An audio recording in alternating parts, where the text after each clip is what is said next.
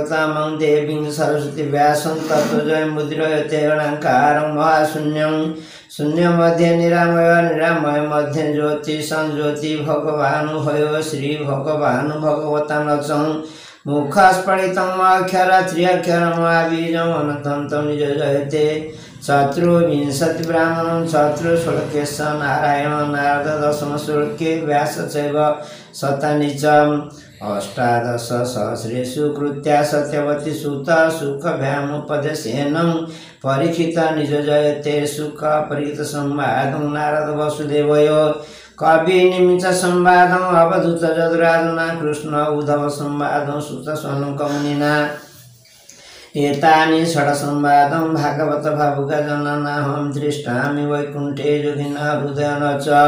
मद्भगवता यत्र गावन्ति ततं दृष्टामि नारद मूकं करोति वाचालं पङ्गुलङ्घयते गिरिं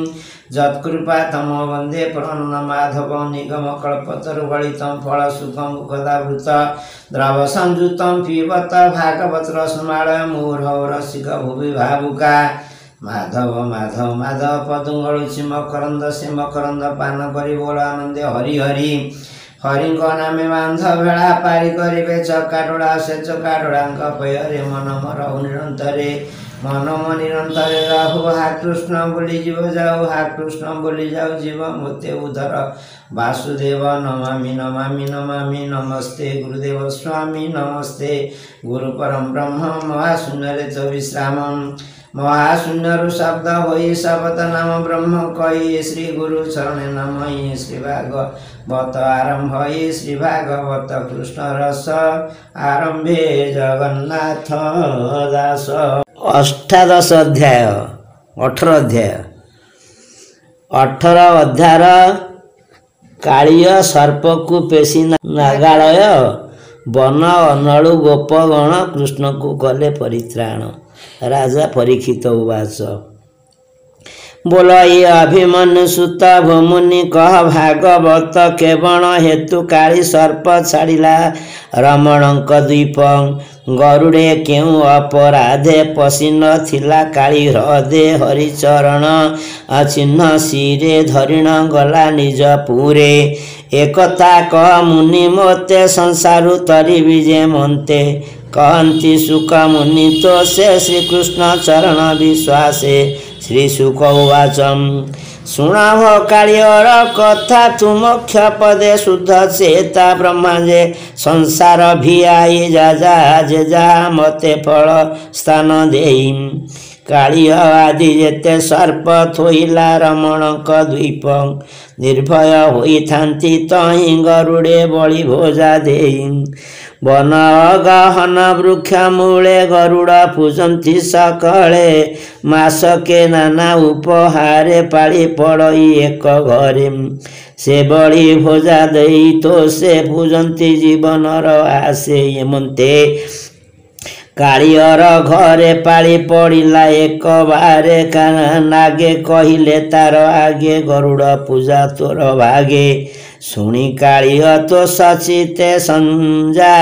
जे कला नाना मते दैबे नागंकर राजा अनेक कला बड़ी भोजा वृक्षर मूले नहीं थोई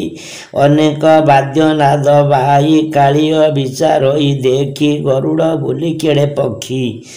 एतेक भोजा ताकू देवी तेबे से निर्भय होइबी मोते बड़ लज्जा होई वासुकी मोर सान भाई एक फणारे मही धरे मुकिंपा गरुड़ कुडरे सहस्रे फणा अछि मोर गरुड़ केड़े बड़ियार आज गंजीबी तार बल निर्भय हेउ आग कूल के अबाय अजानती मोते ब्रह्मांड मध्य छंती जेते एमंत विचारिला मने सबु खाइला दुष्ट मणे बेढ़िक रहिले नाग बळे बोलई मत गर्भ भोळे जाओ रे बोली आज्ञा देला आपणे बनस्ते रहिला सहस्र फणा फुफु करी बदने अनल उद्गारी एमंते रजनी होइला गरुड़ पक्षी विजे कला गगन पुरिला सब दे कानने मिलिला आनंदे वृक्ष मूलकु देला चाही देखिला बड़ी भोजा नाही देखिला बड़ी भोजा नाही देखिला बड़ी भोजा नाही। बोलानंदे हरि हरि बोलम। मने पाइला गुरु ताप मिलिला कालिय समीप कोपे चाहई नरनाथ आबोरी कालियर पथ गर्जे गरुड़ कोप भरे कालिय मिलिला छामुरे सहस्र फणा मेघ प्राय दंशिला गरुड़र देह अर्ध योजने घुंची गला पुणी आगे उगाड़िला बिनता सुतता चाई चापड़े प्रहारिला नहीं हरिंकी बहई जे कंधे से कि पड़ई परमादे गरुड़ पक्षघात पाई कालिय मूर्छागत होई घड़िके जीवन पाइला पवनु बेगे पड़ाइला कालंदी हृदय पशि गला पाताल विवरे लुचिला कालिय तदंत जाणई गरुड़ एथि न पसई पूर्वे से अच्छी साप पाई कालंदी हृदयकु न जाई निर्भय बंधुजन संगे जले रहिला नवरंगे शुणिया सानंद नरपति मुनि की चाही तो समति राजा परीक्षित उवाच बोलई निस्तरिली मुई तोरा वचने मन देई भमुनि असंभव कथा गरुड़ महाबलवंता गोविंद जार ठाकुर केतार तुले बलियार कालंदी कजले न पशिला मोते त संदेह लागिला हसी बोलंती व्यास सुत शुण हो नृपति वृत्तांत श्री शुक उवाच पूर्वे से नदी तीरे बने तप करती मुनि जने सौभरी नामे महाऋषि तप करती कूले बसी मुनि निकटे मान मीन गणे खेलुण थांती तनुक्षणे विश्वास भाव नीति नीति मुनि की न करती भीति दिने क प्रभातर काले आसी मिलिले मत्स्य बाळे रोहित नामे मत्स्य राजा खेल उदाहरण लांज बालक मध्य क्रीड़ा करी देखती मुनि छऊ भरी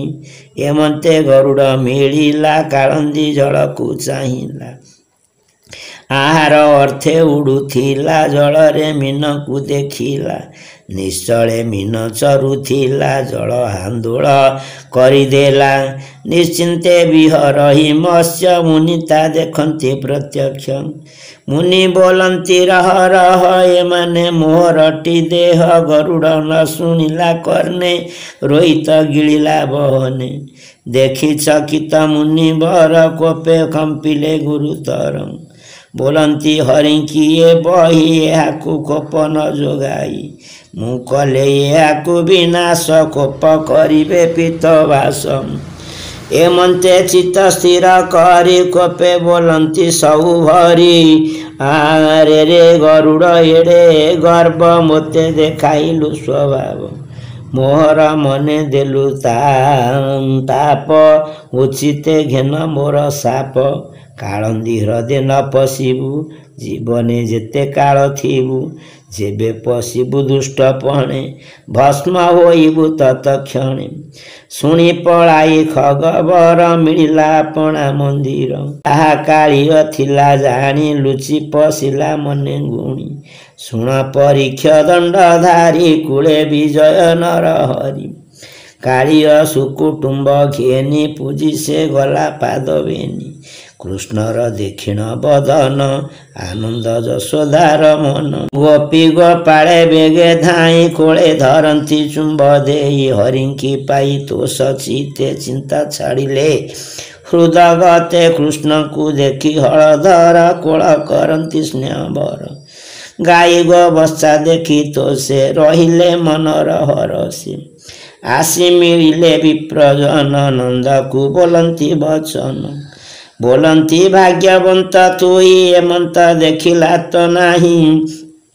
एते आपदु पुत्र तरी निश्चय रखिले मुरारी पूर्वे जार पुण्य थाई सकल दुख से तरही कालंदी विश्वास भये पक्षीए न उड़ती बाए कल्याण हेउ तो कुमरे बोली चलिले प्रभरे एमंते होइला रजनी गोपाले रामकृष्ण घेनी गोप को जाई न पारिले रजनी बंशीबा बोइले क्षुधा पिपासा दुख भरे शोइले कालिंदीर तातीरे एमंते शुण महीपति अग्नि बेढ़िला चौकती दैवे निदा घर काल पवन बहई प्रबल प्रलय अग्नि प्राय होई बेढ़िले गोपाल को जाई निद्रा रे न जानती केही रजनी अर्थ अर्ध अच्छी होई एमते गोपाले देखिले बेगे शयन उपेखिले अग्नि जलई पर खर पवन जोगे बलियार देखी गोपाले खर तरे पशिले कालंदी भितरे डाकंती रख नारायण गोकुल तोहरा शरण कृष्ण तू संकट उतारिलु तू नाथ परम दयालु एबे आपदु रख तू ही अनाथ होइलु गोसाई गाई गोपाल पुओ आसी अनल आनिला निरोधी गोकुल कष्ट देखी हरि अनंत माया जोग करी दास वत्सल गोपीनाथ अनल कले गर्भगत माया रे जलधर आसी वृष्टि करती वने पशी तक्षणे अनल लिभिला रवि किरण प्रकाशिला शुभे पाहिला घोर निशी निर्मल दश दिग दिशी से हरि महिमा अनंत अनंत शक्ति गुणे सुजुतम गोप गोकुल रक्षा करी गोपे मिलिले नर हरि गोपाले होइले उषत कहिला दास जगन्नाथ कहिला दास जगन्नाथ कहिला दास जगन्नाथ हरि ओम जय श्रीमद् भागवते महापुराणे परमहंस्या संहिताया दशम स्कंदे